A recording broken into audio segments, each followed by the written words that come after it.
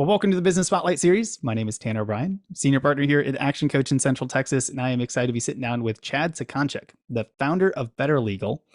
So excited to have Chad here. Chad, thank you for taking the time. We're going to be, jumping into some conversation around your business, around your journey into entrepreneurship, into business, just in general. Share some best practices, maybe some challenges. Just really share a sneak peek into what it's like to building and operating a business out there today. So first off, thank you for taking the time. I'm excited to be jumping in here for kind of the audience. Let's just start off with just a little bit of background. If you would, share a little bit, just a brief overview of what your background is, and tell us, what is BetterLegal? All right. So my name is Chad Sakonchik. I've been a kind of serial entrepreneur, or failed serial entrepreneur for basically my entire career up until now, assuming this doesn't blow up. I started out of college. I worked at Dell for a year, just, answering the phones. You called the 1-900 number or 1-800 number to buy a computer, and you got me. Then I really wanted to start a company. So I quit, and I was living at home with my parents for the first 3 years outside of college. So 22 to 25, lived with my parents. I worked for my dad's friend who did septic tank installation and maintenance. And so I basically dug holes in the ground, whether that was manually or with an excavator. I changed out pumps for people that were broken, all while I was moonlighting with a site at the time called rentacoder.com, which is now Upwork. It got bought and bought and bought and bought. And I basically was hiring developers, always trying to work on something. My first thing was called Posema, which my company that I've got that since college is called Poseidon Imaging. It was just the first 3 letters of Poseidon in imaging. And so it was just basically kind of like a Squarespace competitor. Didn't really take off. But I had just been doing that the whole time. I worked for a company called Pervasive for about 6 or 7 years, where I did integrations between Salesforce and QuickBooks. And then that got acquired, and my Skunkworks group got laid off. So then I kind of bumbled around the Austin startup community for a little while, worked for a company called Aceable and Student Loan Genius. Eventually sold my house and said, I'm gonna be an entrepreneur. I had, some good equity that I cashed out on. And I worked on a site called Space Sift, which is, in hindsight, a terrible name because it's hard to say and pronounce. And it was kind of like Airbnb for event spaces. Okay. And the goal was just to be able to say, like, oh, I've got a product launch or a happy hour, a birthday or whatever. What is around that has a patio and, is Mexican or, can hold this many people and yada, yada. That didn't work out because none of the event spaces want to tell you anything. They don't want to tell you what their costs are because they want to figure out what your budget is so they can squeeze it. It's like calling an enterprise sales software company where they're like, well, what's your budget? And they're always working up that direction, and they don't want to tell you whether they're available or not. So that didn't work out. And then I had a friend who was a sole attorney. He left his law firm, became a solo attorney, and he just was not picking up a lot of business because he was frankly charging too much for his services. He was on Avo and UpCounsel and all these other kind of hire a lawyer websites, these directories, and he was quoting people at like $1,500 for a LLC formation. And people were like, oh, well, LegalZoom does it for $600. So, why do I need you? And he's like, well, you can come to my office and we talk about your business and da, da, da, da, da. And in reality, it was really just, he had a boilerplate operating agreement that he got from a continuing education course from the law school. All these lawyers have to go do these continuing education courses, and they have different focuses. And then the professor lawyers that are up there from different universities all just kind of like, hey, we've been working on this document and updating it for the local laws over the past year. Here is free for everybody. And then the lawyers take that and charge you $300 or $400 an hour to fill in the blanks, and then add any other clauses and things that are custom to you. But let's be honest, most people, if I'm just a carpenter or a plumber or a baker or whatever, I'm not looking at waterfall payouts and push-pull whatevers. I just want to get started. I want to be protected. I want the basics. And these documents have been updated over literally hundreds of years because a corporation corporations have been around for hundreds of years before the United States existed. And then an LLC basically became a simpler form of a corporation. And so all of these agreements have been kind of like twisted and turned and manipulated to where it's the core essence of what they are. And so what a lot of these lawyers are doing are taking these stock documents, whether they get them from Westlaw or their law school, and then they're just kind of filling in the blanks and adding other things on top of that. And so instead of charging $300, $400 an hour for 3 or 4 hours of time, we agreed on just let's charge $299. And then there's the state filing fee in Texas is $300. So we agreed on $599. And then he was basically having to, I built the automation to automatically fill out that document. So instead of him going in Word and finding all the highlighted spaces that he was going in and filling in, I just generated it with Zapier, Typeform, Web Merge, and Asana as kind of my cobbled together original toolkit to get this done. And then it just evolved from there. So that's kind of where we're at now. I love it. I love the finding a need out there and then starting to look at what are ways that we can build something around that. So let's set the stage for kind of the viewers, the listeners at this point, because I always like to kind of get a sense of where the business is today and kind of how it's structured. So generally speaking, what does your current ownership structure look like? And by this I mean, are you sole founder? Do you have business partners? Do you have outside investors? Kind of what does that look like for you? Because I know that sets the stage for how different things are operating within the business and some of the conversation we'll go through today.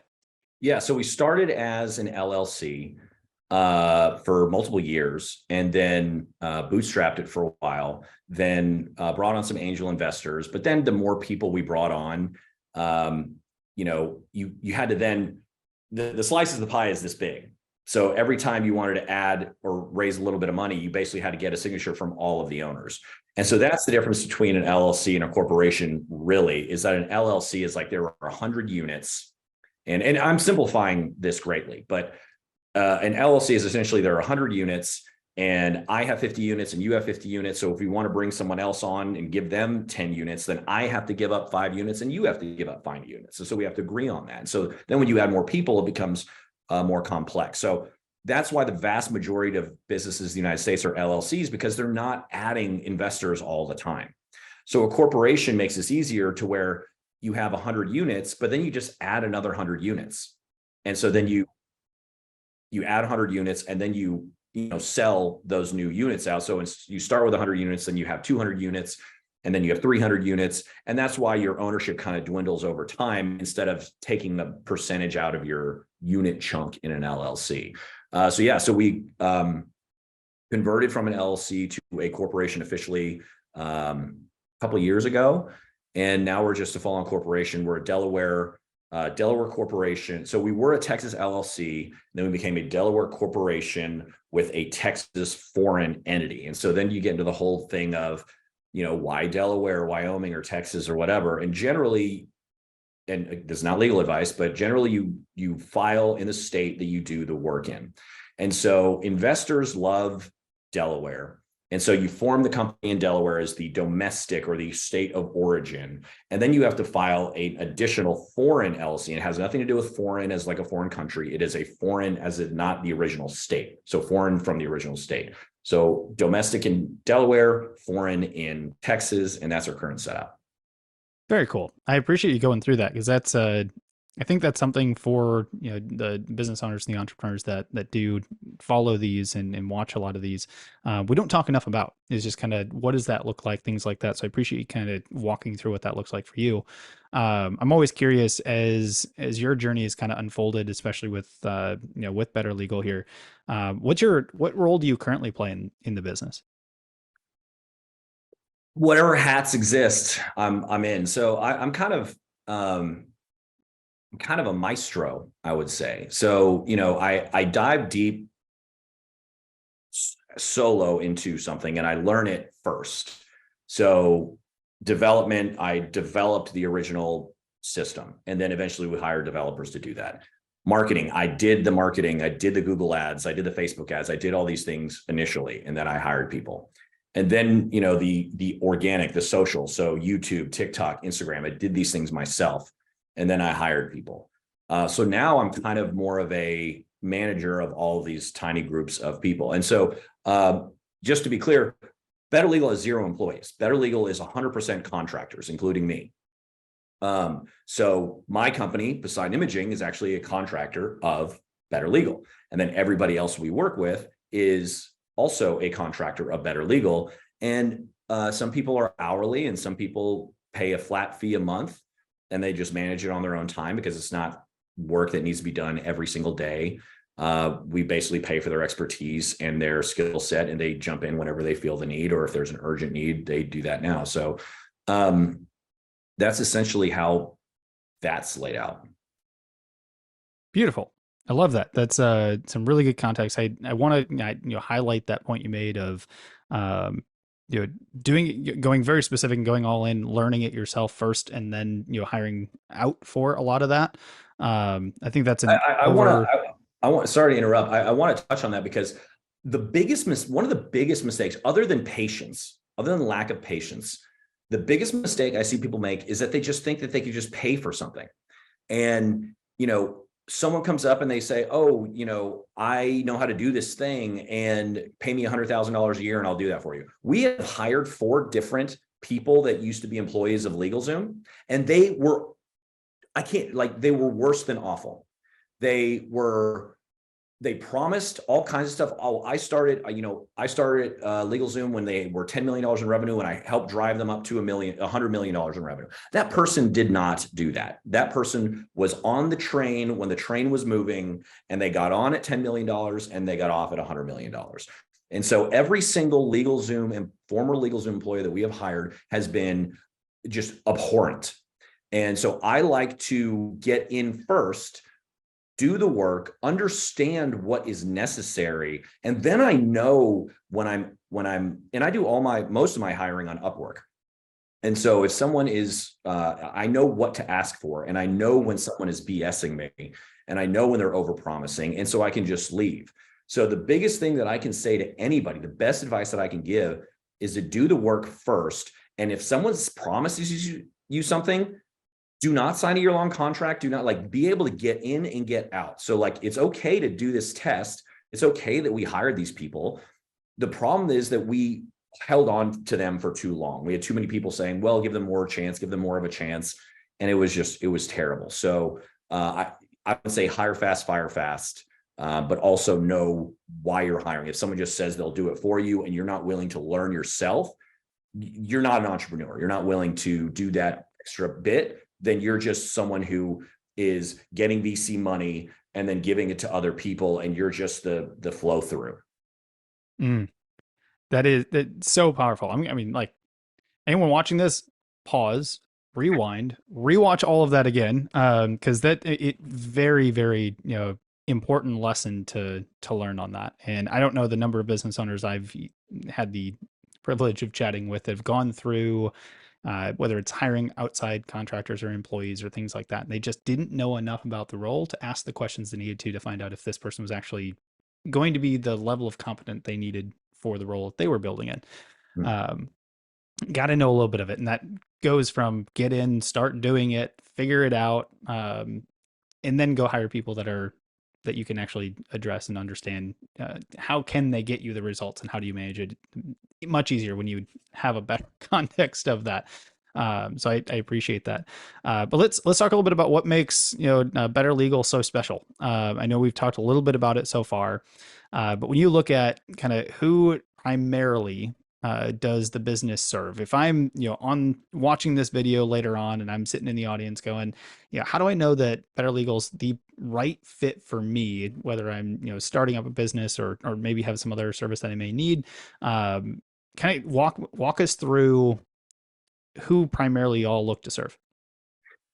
So the number one thing that makes us unique, and it's so simple and it upsets me so much because it's also the number one reason why we haven't grown faster, is because we are the only company that provides a one-stop, one price, no upsell service.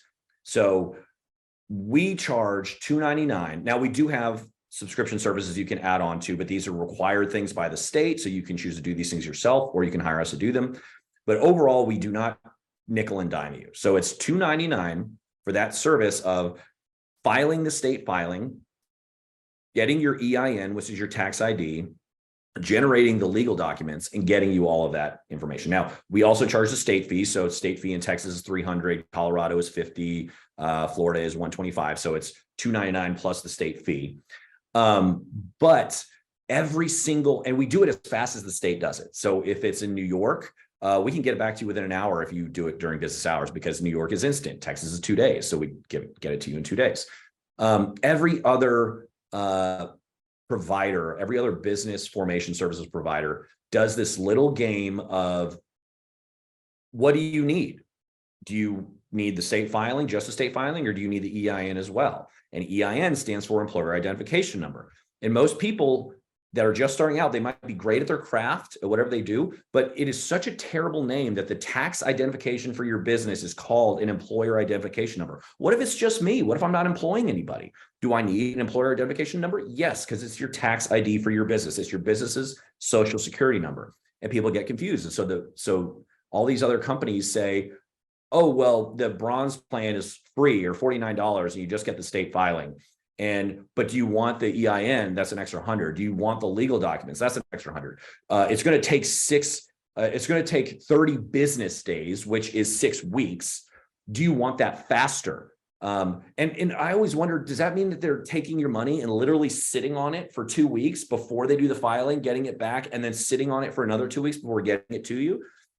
That is the number one thing that differentiates us from the others. The other thing is that we curate our partners. We've got partners that were like, this is a good partner. What are your next steps? Do you need a bank account? Do you need accounting? Do you need bookkeeping? And we only have a few partners. They basically like sell your information to whoever they can sell it to. Or they try to do all this stuff in-house. More recently, you'll notice that LegalZoom is like no longer kind of being LegalZoom. They're like LZ Tax. So they can provide tax services, so they can like grow. They're a $500 million a year company. They've got to grow. And so they're offering bookkeeping and accounting services and banking services and all these other things. And it's like, is that really what they're good at? Are they good at this, or are they just spinning it up so they can get more revenue? And so what we want to do is we want to focus on the things that we know we're good at. And right now it's business formation services. But the other thing that we're kind of straying away from is, instead of becoming this business in a box type company where it's like you form your business with us and we do your logo and we do your bookkeeping and we do your banking and we do your taxes and we do your insurance. Like, instead of trying to do everything terribly, we want to do a couple of things. And BetterLegal, legal is in our name. We are going to kind of lean more into like AI and legal contract making and deciphering of contracts. So right now we actually have a brand new AI product out called BetterLegal Assistant. You go to betterlegal.com/assistant. And basically, if you're reading a contract and you don't know what this paragraph says, you can copy and paste it. It's a Chrome extension. So you click the little B, it's a B and an L actually. The little pane comes out, you paste that paragraph in, you say explain, and it breaks it down into something that a second grader can understand. So you can kind of be like, oh, that's what this very complex, weird, verbose sentence says. It basically says this. Okay, that makes sense. So we're doing that. That is a free product that's out right now. We're going to start doing things like uploading a contract, extracting out every element of that contract, telling you what might be missing from the contract, what are real world scenarios of how these things that are missing from the contract can negatively affect you, extracting parties, dates, definitions, dollar amounts. So like, how many times is it, oh, there's a 10-page contract and there's like when we owe you the money and when we have to cancel and all this other stuff, like that's just kind of hidden within a 20-page document. Let's pull that out and put it into a bullet list so you can put it on your calendar, your spreadsheet, or whatever. And so that's what we're really leaning into is how can we actually help the small business person that no one else is helping with? And the legal system, unfortunately, is failing them because they're just not, they're charging $300-400 an hour. When we converted from an LLC to a corporation, we hired a law firm and they didn't give us a quote. They charged us $23,000 for a simple conversion from an LLC to a corporation. After the fact, because this is something that one of our board members kind of spun up, when I went and got after the fact, after we got the invoice, and I showed other lawyers this bill, they were like, what are all these line items that just say attention to this document? What does that mean? Does that mean they're just picking up the paper and putting it on the other side of the desk? There were 5 attorneys from $300, $500, $700 an hour on this conversion when it should have been 1. So my dad happens to be an attorney. He read all of this stuff and was like, what are all these line items? What were all these people doing? Were they just emailing each other, talking about this stuff? And so people are terrified of talking to an attorney because they don't know if the attorney's good. We've had attorneys where they've written contracts for us and they've written stuff for us, and they've just missed, we're doing like a grant agreement, and they just missed their little thing that they didn't fill out, their little blank thing that they didn't fill out. And so what I want to do is provide things that help people either feel more educated. And so they take a legal document, they're like, I understand this now. It's the equivalent of having the internet and being able to run comps on like a used car. Like when you used to go in and look at a used car, they tell you it costs this, and you just kind of be like, okay, I guess, like I trust this person. But now you have like shop around, you can get educated, you can see what these things cost, and you can be more educated before you go in. So now, even if you're hiring an attorney, and I think that attorneys have their place, when you're hiring an attorney, you can get a document and say, is this a good document? Does it provide the things that I need? You can ask that document questions and say, this is a scenario that I'm afraid of. Is this, does this protect me? And if it says, well, no, then you can go to your attorney and say, hey, this AI says it doesn't do that. Can you assure me that it does? And then if they say yes, and it doesn't because you get sued later, then you can go to the attorney and say, hey, I brought this up to you. Or if you're just running a simple agreement, like you and I were just running a simple agreement, I want to lend you my lawnmower, and then you like ditch it. We had a verbal agreement, but what if it was just agreement on paper and it was just a little bit more formalized? Like people shouldn't be afraid of those types of things. And that's what I want to move into. And I think that's something that will really, really help a lot of entrepreneurs. And so that's kind of where I want to focus my time. That is fantastic. I absolutely love everything you just shared, and for sharing it so passionately and with the excitement of what is to come there. So thank you so much for that. I like to ask a couple of questions around marketing because it's an area that many business owners kind of struggle with. So as you started off on your journey, you had kind of mentioned a little bit ago on learning some of the different marketing channels that you needed to learn to get the message out to that sort of thing. What did that journey look like for you? Kind of what different channels, marketing channels did you all use? What did you see was most successful for your type of business, and how has that evolved to today? Yeah, so it actually for a very long time was Google Ads, because how do you capture someone who wants to file an LLC in a particular state? They ask Google, how do I do this? And so it was very easy to, just pay Google for that. Google's gotten more competitive over time. Some of our competitors that are just have either IPO'd and raised multi-billions of dollars from an IPO, or they raise multi-billions or hundreds of millions of dollars from SoftBank and they jack the prices up. So it's got more competitive over time.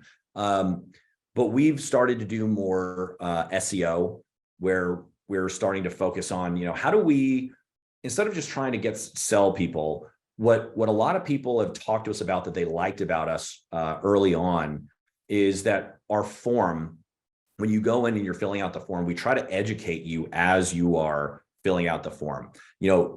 We ask who are the managers and members of an LLC, and people, again, like I referenced the EIN earlier, what is the manager, what is a member? And it's just a very simple thing. It's like the manager is the operator and the member is an owner, and you can be both one person can be both a manager and a member. That's it. It's simple. And so we add those little things throughout the form. And we recently, over the past couple of months, have relaunched our form to be even more helpful, and people just really, really flock to it, and we get so many compliments about it. So we've really decided we just need to focus on education and educating people. I've got a YouTube channel that has over 50 videos now, where I basically just cherry pick initial questions people ask us in chat. I do kind of a little Khan Academy breakdown with my little clip art people, and I talk about different scenarios. And I think that education just helps people understand who we are, and it helps build credibility. And so we're kind of leading in that direction. So our TikTok is starting to become really popular. I think we've got almost 25,000 followers on TikTok now, that we talk about different businesses you can start with all these new tools that are out there. These are older businesses that you can like disrupt. These are new tools that you can use to do this new business that didn't exist 5 years ago. And so we're really going to do more of that type of thing and lean more into social and SEO and just kind of getting our brand name out there. So we have just less reliance on the Google ad thing. Beautiful. I absolutely love that. And I do want to be respectful of time. So, as we kind of start to wrap up here, I've got a few rapid fire questions. We've covered a ton of ground, tons of great nuggets. So I'm going to, again, remind everyone who is watching this, pause it, go back, rewatch some of these areas here, extract out these nuggets so that you can actually start applying them in your business. But rapid fire questions. I know we could probably go fairly deep on a couple of these here, but 4 quick questions, kind of top head answer best you can. First one here, what is your key to success? I said this earlier, patience. I think it's patience and grit kind of fused together. I think people want to be successful and they think that needs to happen now. And if it doesn't happen within, a couple of months, then they need to cut and run and do something else. I have been working on businesses in general since 2005, since I was about 25 years old. I'm 42 now. It's been almost 20 years of me just grinding and trying to do this and failing and failing and failing. And you've got to know when to just like ditch the idea. Some ideas just don't work out. And I've experienced, and some ideas are good. We're just not there yet. Like Uber wouldn't have worked 10 years earlier. So you've got to have patience and say, okay, this is a good idea. We're just not ready yet. So maybe it's not my next business idea. Maybe it's the business idea after that. And then when you decide to do something and follow through with it, you have to have grit and you have to follow through. You've got to go through the ups and downs. I try to practice when I have a really big success. I try to temper my excitement and say, hey, something bad's going to happen. And I need to kind of, instead of being like this, I need to be kind of like more, less dramatic in the downs and less excited about the ups and temper more towards the middle. And just like, I also say this on Twitter all the time, left foot, right foot, left foot, right foot. Something's going not your way. 5 things in a row don't go your way. Just keep left foot, right foot, left foot, right foot. Not every day is going to be like that. You just got to get through the bad days.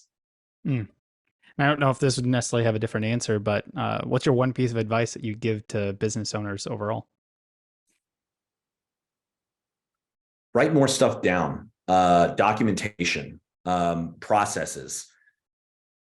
When you are starting out, you are the hub of everything. And so then as you add people, these people become the spokes.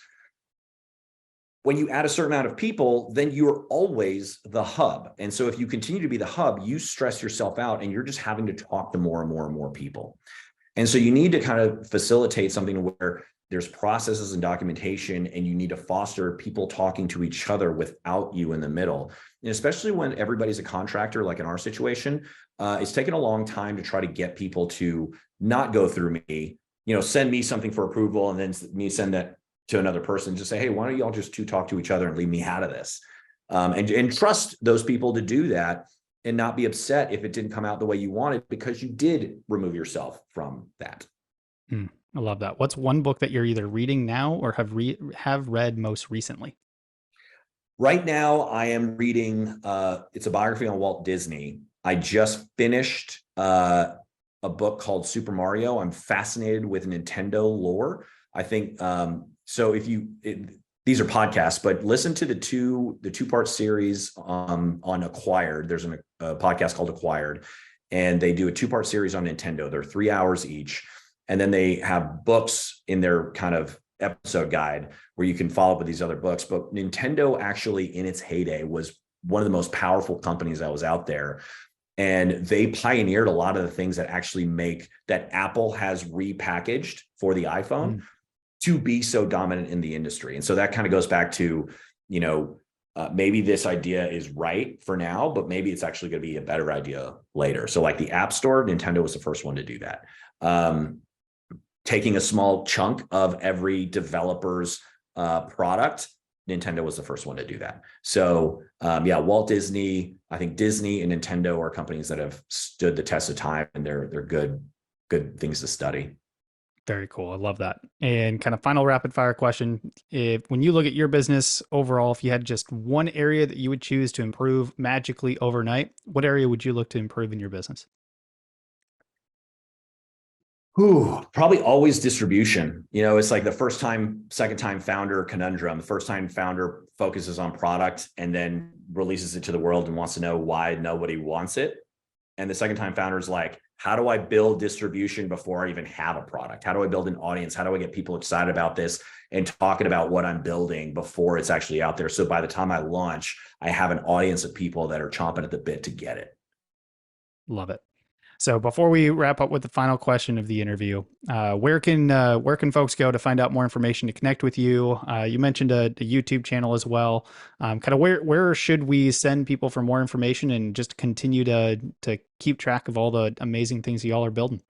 Yeah, BetterLegal is on Facebook, Instagram, Twitter, TikTok. I focus most of my time on Twitter, so it's CSAKON on Twitter.